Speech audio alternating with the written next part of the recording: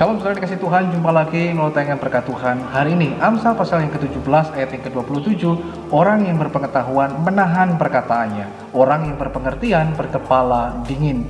Sebagian besar masalah dan kesulitan yang kita alami dalam hidup kita itu dikarenakan karena kita banyak bicara tetapi tanpa berpikir terlebih dahulu, atau kita lebih cepat bicara tetapi tanpa mau mendengar terlebih dahulu. Melalui firman Tuhan ini mengingatkan kepada kita bagaimana agar dalam kehidupan kita bisa terhindar dari masalah dan kesulitan yang tidak perlu untuk kita alami di dalam kehidupan kita. Yang pertama, saudaraku dikasihi Tuhan, milikilah hikmat untuk mengatakan hal-hal yang harus kita katakan, hikmat untuk tidak mengatakan hal-hal yang tidak harus kita katakan atau ucapkan di dalam diri kita. Artinya kita mengetahui kapan waktunya bagi kita untuk berbicara, tapi juga kita tahu kapan waktunya bagi kita untuk menahan diri dari berbicara. Yang kedua, saudaraku dikasihi Tuhan, bertumbuhlah di dalam pengertian.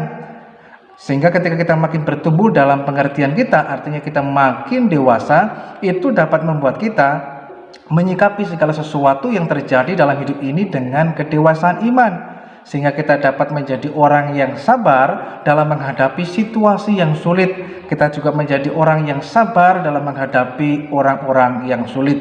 Sehingga dengan demikian kita menjadi orang yang tidak cepat berkata-kata, tidak cepat tersinggung, tidak cepat marah, tidak juga cepat menjadi kecewa dan lain sebagainya. Tetapi kita menjadi orang yang berpengertian. Artinya segala sesuatunya sebelum kita ucapkan, sebelum kita lakukan, itu didasarkan pada pertimbangan-pertimbangan yang matang, teristimewa pertimbangan-pertimbangan dari kebenaran firman Tuhan. Sehingga yang kita lakukan adalah betul-betul sesuatu yang bermanfaat, berguna, dan berdampak bagi kehidupan orang yang lain. Yang ketiga, saudara dikasihi Tuhan, mari belajarlah untuk menguasai diri kita.